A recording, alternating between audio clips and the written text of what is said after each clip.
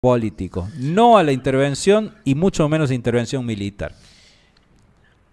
Se acaba de conectar al Meet nuestro columnista Gustavo Terzagua, que hace la columna de Pensamiento Nacional. Lo estamos saludando. Muy buenas tardes, Gustavo, ¿cómo estás? ¿Qué tal, Buenas Gustavo? tardes. ¿Cómo andan, compañeros? Muy bien, bueno, antes que Muy bien, nada, gracias. quería agradecerte que, bueno, acomodaste tu horario para otro horario que no es el habitual en que haces tus columnas, así que, bueno, la posibilidad No, no, de que no. salgas también. Al contrario, fue un detalle y además valoro un montón este encuentro, este espacio, así que con todo gusto. Bueno, creo que todos hemos sido testigos de lo que pasó en Washington hace un rato, ¿no? Seguro, seguro.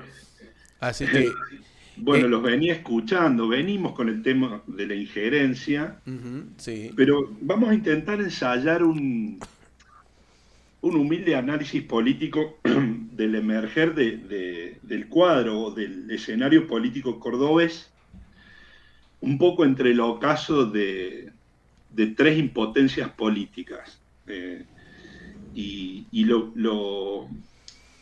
Me parece que lo primero hay que decir como cuadro general en términos de política nacional es que Milei perdió el invicto, ¿no? En términos electorales.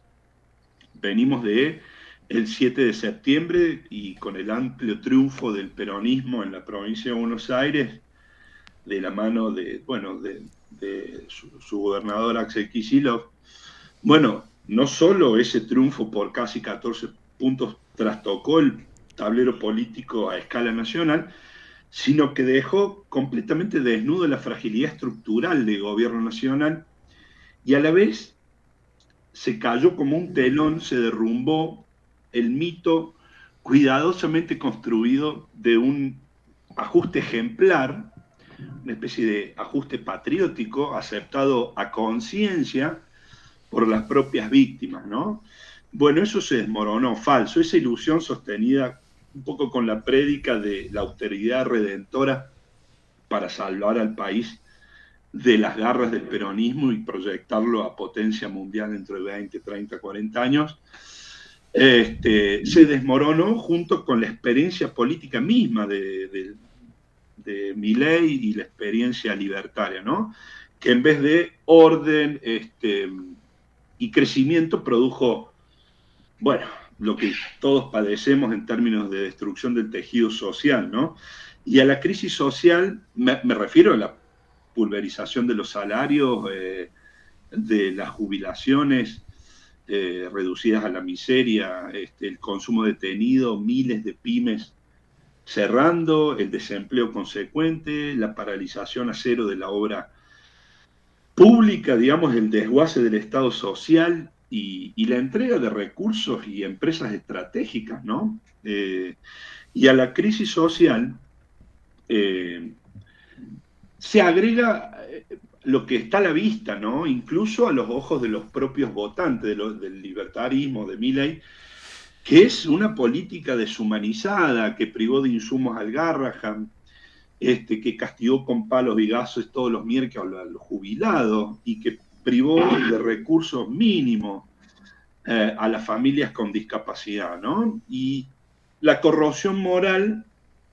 completó un poco el cuadro de descontento, ¿no? Los escándalos de corrupción demolieron el discurso de la anticasta, revelando al milaísmo como una reedición patética y grotesca del viejo régimen que pretendía destruir. Y entonces, desde entonces, por lo menos desde las elecciones bonaerenses, el gobierno solo le quedó la opción de tercerizar su economía, su política, toda su agenda y su a Washington como prueba de que está agotado, ¿verdad?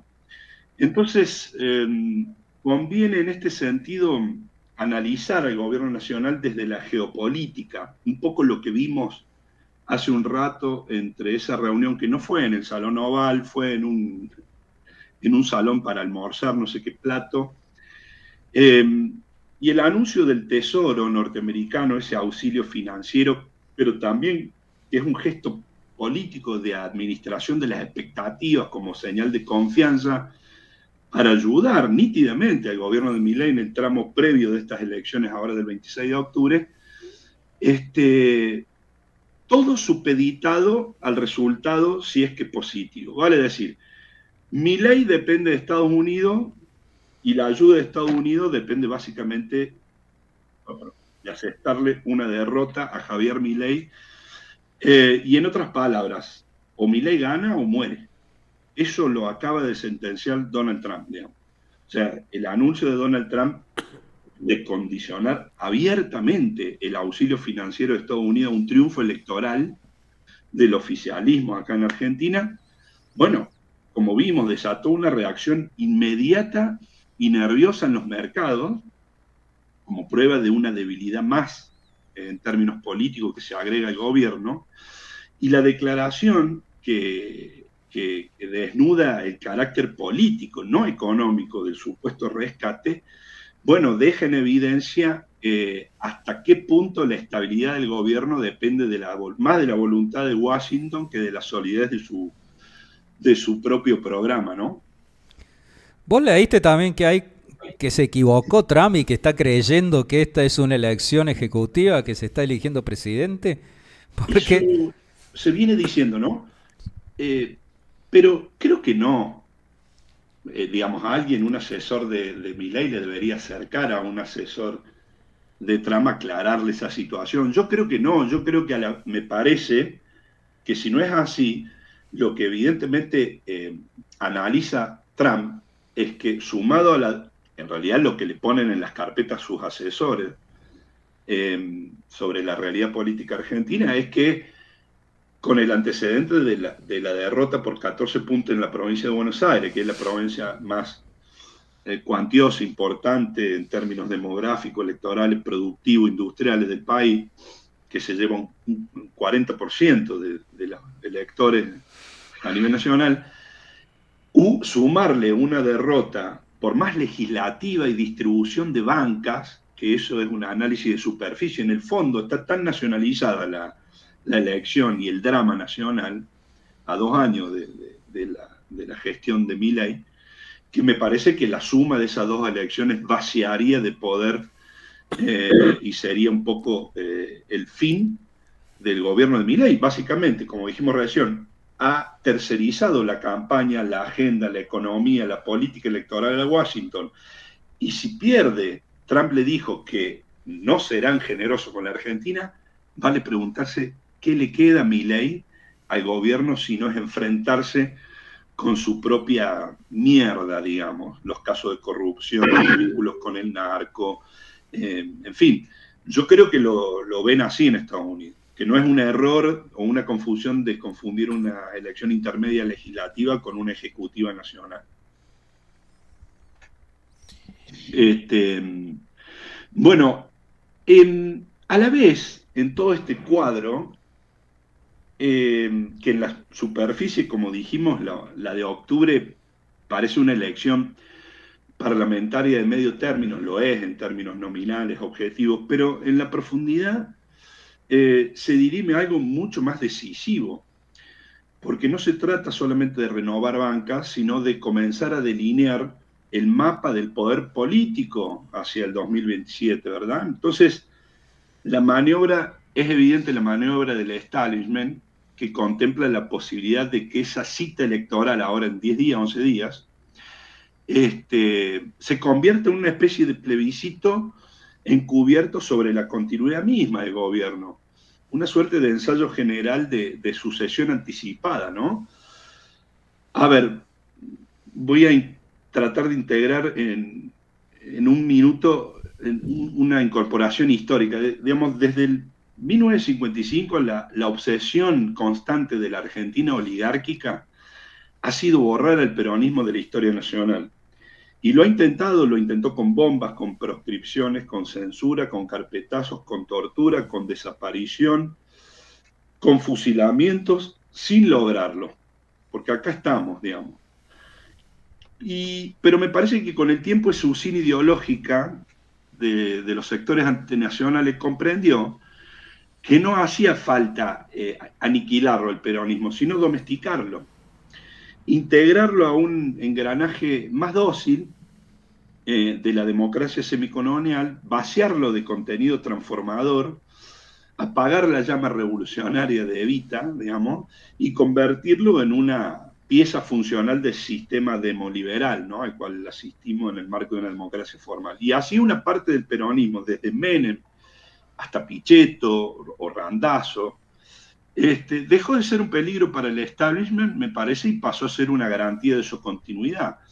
Y en ese sentido, acá en Córdoba, Juan Schiaretti encarna con precisión quirúrgica esa operación histórica de esterilización del peronismo. Schiaretti no es su negador, sino su domesticador interno, digámoslo así, porque representa esa versión civilizada del movimiento nacional, despojada completamente de su filo transformador y adaptada, digamos, al molde de una república semicolonial que exige previsibilidad para los mercados antes que justicia social para nuestro pueblo, ¿no? Y me parece que revestido de esa compostura institucional y apelaciones a la moderación, de esa operación surge, como opción del establishment, el experimento llamado Frente Provincias Unidas, ¿no?, presentado como una alternativa de renovación razonable, bueno, al cráter o a la inestabilidad política que va experimentando el gobierno libertario, ¿no? Y este Frente Provincias Unidas tiene una base social que es la misma de siempre, ¿no?, los grandes intereses de los polos agroexportadores del litoral y de Córdoba, articulados en torno a una visión extractivista de la economía y un federalismo de convivencia que no escapa, digamos, no trasciende jamás el perímetro de los intereses del puerto. Pero en definitiva, como síntesis, digamos, aparte, esto no es una, digamos, su conducta parlamentaria los delata, no es una hipótesis ni una adivinación, digamos, todos ellos votaron la ley bases, las facultades delegadas, el paquete fiscal regresivo, el establecimiento de impuesto a la ganancia, en fin, digamos, y quedaron en silencio sobre, digamos, los nuevos préstamos o los acuerdos con el FMI.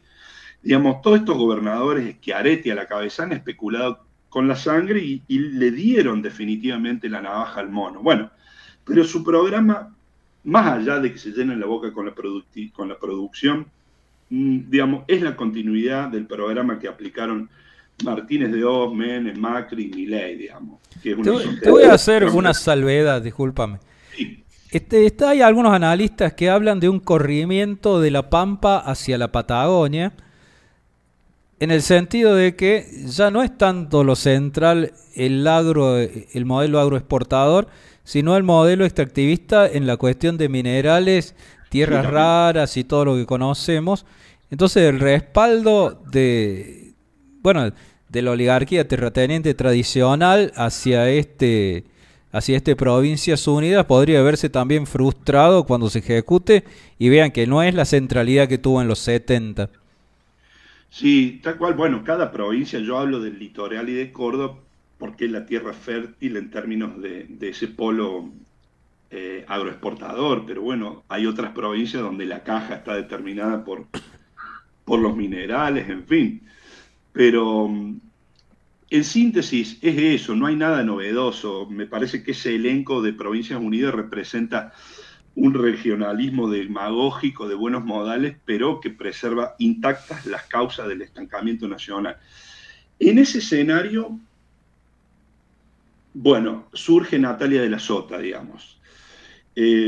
Como sabemos, en Córdoba se renovarán, creo que 9 bancas, ¿no? Sí, son 9. Córdoba tiene 18 diputados y Sí. renueva ahora en 9, renueva la mitad de las bancas, sí. Exacto. Y si bien acá no se eligen senadores, porque está escalonado de otra manera, digamos, este comicio adquiere una dimensión política, me parece significativa, porque va a definir los equilibrios de fuerzas en el Congreso y pondrá en prueba un poco el liderazgo de los principales corrientes en la provincia, con efectos diferentes, directos o disímiles sobre la gobernabilidad y el rumbo político del país en estos 2 años.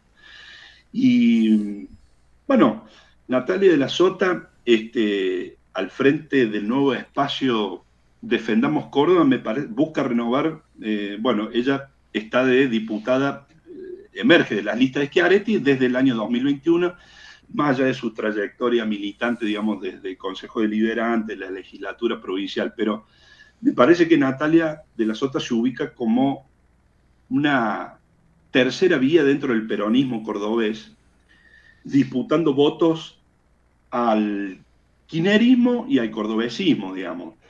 Me parece que el análisis es un poco ese, digamos. Irrumpe en esta escena del peronismo de las últimas décadas, el cordobesismo.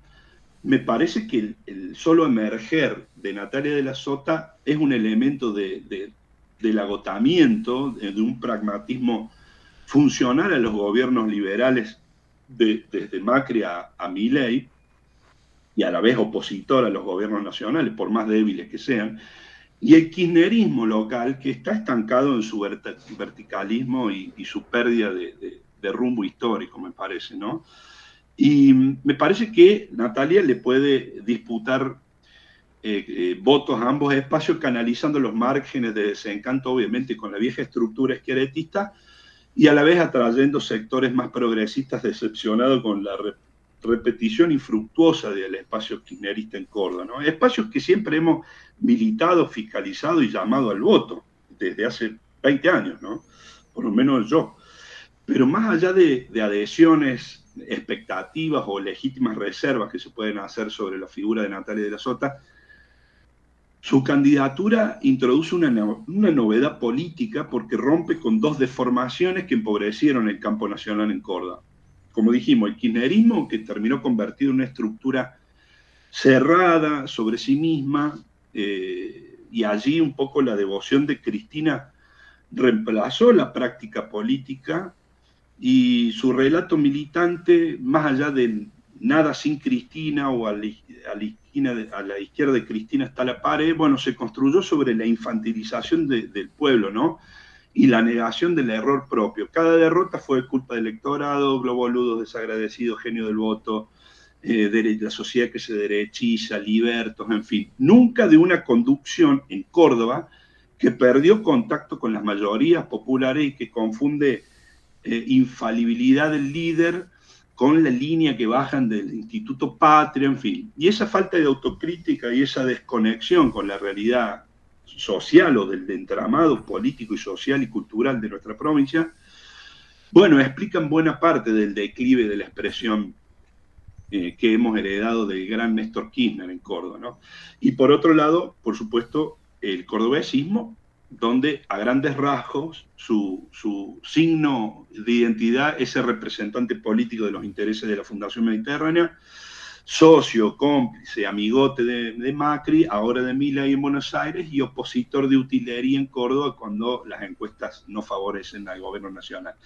En ese doble resquebrajamiento, bueno, la apuesta de Natalia de la Sota combina dos gestos, me parece: frenar en el Congreso la maquinaria del ajuste inhumano de Milei y abrir en Córdoba el debate que el peronismo viene evitando desde hace años, ¿no? Cómo recuperar su vocación de mayoría y volverle a hablarle al pueblo de la provincia con la lengua, digamos, de sus causas históricas. Pero se verá. Ahora, si entramos en lo hipotético, digamos, en los números, que más allá de los sondeos, me parece, no sé qué información tienen ustedes, pero hay un tablero competitivo entre Schiaretti y el libertario Roca, y con Natalia de la Sota tercera, ¿no? Más o menos no va a escapar de esa lista, ¿no? De esas posiciones. Pero si el resultado de octubre arroja una diferencia estrecha entre Schiaretti y Natalia de la Sota, por ejemplo, menos 10 puntos, 8, 9, me parece que el impacto va a exceder a la distribución de bancas, ¿no? Porque un resultado relativamente parejo, teniendo en cuenta que Schiaretti tiene el aparato y Natalia un poco la calle y el arrastre del territorio, me parece que un resultado de estrecho desbarataría la narrativa de hegemonía que el cordobesismo necesita para proyectarse como punta de garante, digamos, de gobernabilidad ante los mercados, ante el establishment, ante los gobernadores aliados y ante Washington, porque los enviados de Washington se han juntado con el Frente Provincias Unidas ahora, parece que hoy. Entonces Schiaretti quedaría debilitado en un margen relativamente escaso en la diferencia entre él y Natalia de la Sota para presentarse como ese referente moderado a nivel nacional, y con ello me parece también se resentiría la proyección presidencial de Yarlora, si es que la tiene o la tendrá. Esto es una construcción política más que un deseo, pero sí hay una ambición hacia 2027, ¿no? Que depende mucho del mito de una Córdoba inequívoca, ordenada, previsible, ¿no? Y me parece que por el contrario, Natalia, aún sin imponerse, aún saliendo tal vez tercera, emergería como una expresión de un peronismo alternativo, sin aparato pero con gente, capaz de disputar representación real en el escenario que viene. Digamos, la sangría en las bases, si el margen es más o menos estrecho, sería inevitable en las bases, la fuga de las bases del cordobesismo. Me parece que una elección pareja achicaría la estatura política de Schiaretti en el ocaso de su carrera y abriría, me parece, un nuevo mapa de la política provincial. Pero en Córdoba, más allá de lo que el aparato tiende a dar, militar Schiaretti me parece una actividad sumamente aburrida, ¿no? Y en contraste, Natalia de la Sota se apartó de inmediato de quienes acompañaron la ley base y las principales iniciativas regresivas del mileísmo, y eso le aportó una construcción coherente desde hace un año y medio, dos a esta parte, porque fue una de las pocas dirigentes, me parece, que denunció sin ambigüedades el carácter antisocial, antinacional y antiproductivo del programa económico libertario. Y me parece que hoy a su lado, bueno, se agrupan trabajadores, sindicalistas, docentes, universitarios, investigadores, personal de la salud, del universo de la discapacidad, conformando un espacio amplio que, por supuesto, representa o contempla el descontento social con lucidez y con mucha dignidad. Esto es lo que me parece a mí.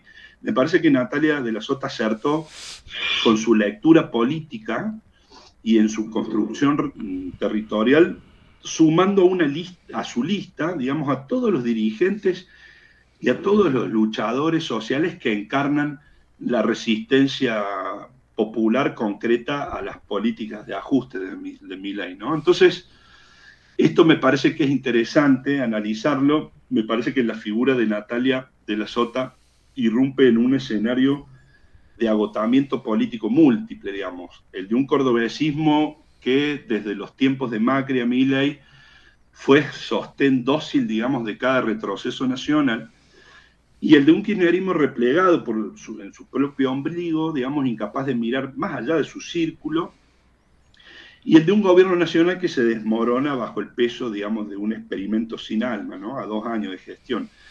En medio de este cuadro general, bueno, la aparición de Natalia de la Sota adquiere, digamos, el valor de un síntoma, el intento, aunque aún incipiente, de reconstruir sentido político en una provincia que parece haberlo perdido o extraviado, ¿no? Y integrar nuevamente el peronismo cordobés, como ella misma expresa, ¿no? Poner el peronismo de Córdoba en el peronismo nacional, eso es una definición interesante, digamos.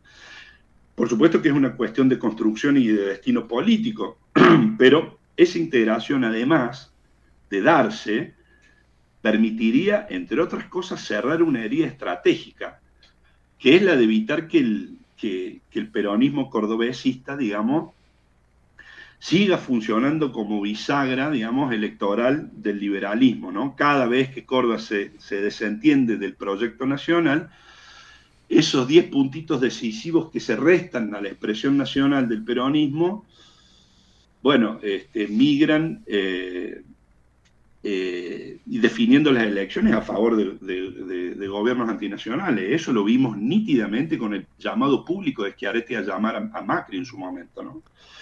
Así que, como vemos, integrar el peronismo cordobés al movimiento nacional o el intento de construir una alternativa política que ponga toda la política de la potencia de Córdoba a un proyecto nacional, bueno, no solo es una cuestión de unidad, sino de supervivencia histórica, digamos. porque me parece que significa devolverle a Córdoba su lugar en la arquitectura, digamos, del movimiento nacional, o sea, romper con el aislamiento ¿Y cómo se funcional. daría esa integración a nivel nacional? Porque yo no coincido en la lectura que estás haciendo para nada, porque creo que esta elección es una elección nacional. Y creo que esa lectura, lo discutimos acá con un par de invitados que van en ese sentido. Creo que las disputas que se vienen ahora de Milei acompañado por Estados Unidos buscan imposiciones graves como la reforma laboral y previsional. Y yo creo que, al contrario, había que fortalecer en este momento, no es momento de un provincialismo, sino un momento de una elección para Pero reforzar, me entendí que exactamente al revés. El emerger de Natalia de la Sota, a diferencia de lo que está sucediendo con las dos expresiones supuestamente del peronismo en Córdoba, el cordobesismo y la cámpora, la secta del kirchnerismo en Córdoba, que no tiene representación política, que no pasa de los 5 o 8 puntos, puede quedar atrás y puede emerger una alternativa política, hipotéticamente, pero que sumando todos los elementos que venimos analizando, merece darle oxígeno a esta posibilidad. Sí, hay un par de puntos de los que no, en general puedo coincidir. Pero no sé a dónde apunta de que, digamos que Hay un ruido, estamos ¿no? hablando de otra cosa, que es provincializar. No, la elección está nacionalizada. Y si Natalia de la Sota depende del resultado, y repito, si el margen con Schiaretti es escaso o menos de 10 puntos, se va a constituir una alternativa o una tercera vía en el peronismo de Córdoba. Eso es mi análisis, puede estar de acuerdo o no. Dale, ¿y cómo sería esa integración a nivel nacional? ¿A qué peronismo estaría integrando? Bueno, lo dijo con Natalia de la Sota. Hay que integrar el peronismo de Córdoba al peronismo nacional. ¿Quién es la presidenta del PJ Nacional? Cristina.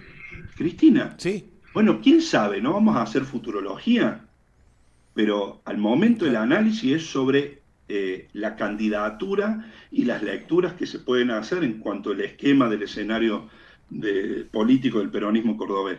Después veremos. A mí me parece que vale la pena darle aire a esta posibilidad. Después, pero ese desafío, por supuesto, que excede a una dirigente. Es más bien la tarea de más de una generación que deberá volver a pensar la nación desde su pueblo sin mucha tutela y con la certeza de que no hay destino provincial posible en un país fragmentado. Porque en última instancia, digamos, defender a Córdoba solo va a tener sentido si se inscribe en la tarea o en la mayor empresa de reconstruir la Argentina. Ese es mi análisis. Pueden estar de acuerdo o no, pero Sí, lo veremos después de acá a 10, 12 días. Claro, claro. Lo que veo que recapitularemos y volveremos y levantaremos la mano si pifiamos. en la actual conducción del peronismo cordobés, que es un peronismo totalmente cerrado, es más, la sede de Córdoba Capital rara vez se abre, Sí. y ni que hablar las afiliaciones, la participación es prácticamente nula. Yo creo que el peronismo cordobés, digamos, en forma consciente se ha apartado de la conducción nacional. No es que ha sido excluido de la conducción nacional. Por eso es que es necesario justamente que se rompa esa grieta, esa estructura monolítica que constituye hoy el cordobesismo. Quizás así por ese lado pueda haber a futuro mejor. Sí, en ese sentido una coincidencia total respecto de que el cordobesismo y el Hacemos Córdoba que Schiaretti ha construido y ha tratado de llevar a otras provincias, que lo ha logrado, Santa Fe por ejemplo, es una especie de balcanización del peronismo, y mi temor personal es que esa balcanización del peronismo sea un paso previo a una balcanización nacional. Creo que hay intereses internacionales en desintegrar a la Argentina. Es bastante lo que está describiendo, compañero, es parte de la lógica de Schiaretti. Convengamos que el Frente Provincias Unidas es el pro más Schiaretti, ¿no? Pero sí, me parece que esto es en potencial, pero es una alternativa que merece una lectura renovada. La emergencia de su candidatura, haber salido del espacio schiarettista que le dio la banca en diputados, es un rompimiento que merece hacer esta lectura. En sí mismo, es un quiebre y en sí mismo es un síntoma de debilitamiento del cordobesismo hegemónico, que más allá de la herramienta política partidaria, que el PJ que lo tiene clausurado bajo 1000 llaves, yo me refiero a la representación política. Reitero, lo veremos. Hoy en día es contrafáctico, pero las elecciones están a la vuelta de la esquina. Si Natalia de la Sota y Schiaretti tienen un margen menor a 10 puntos, Schiaretti con todo el aparato y Natalia con sus recorridos, con su campaña, recorriendo el interior, cada ciudad, municipio, merendero, lo que fuera, va a haber un rompimiento en las bases del cordobesismo, ¿no? Yo conozco más de un compañero que son en Córdoba y en Río Cuarto aquí, que son funcionarios, y yo respeto muchísimo eso, son funcionarios en el municipio del peronismo, de acá de Rivas, y por supuesto que responde al gobernador de Ayola. Lógicamente, yo respeto mucho esa actividad, pero intuyo que muchos van a votar a Natalia de la Sota en el cuarto oscuro.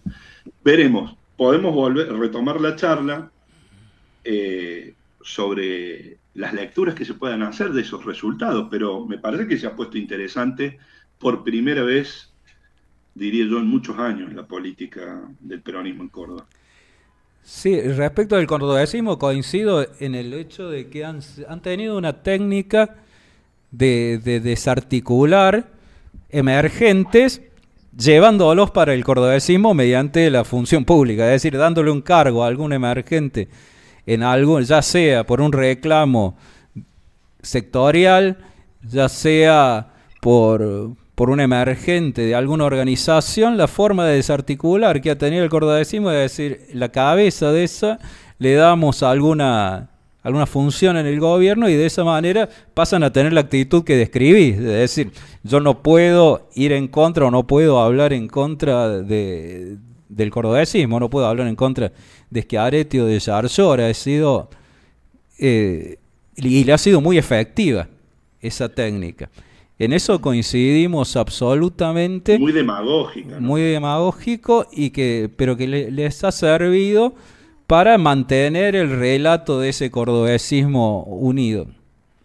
Sí, pero en estas elecciones veremos, pero la sola candidatura, el desprendimiento de la figura de Natalia de la Sota, del espacio que por otra parte constituyó su padre, pero que domina Schiaretti desde la muerte del gallego, es una lectura política que se constituye en un síntoma, en un elemento que obliga a hacer una lectura, no es una cosa más.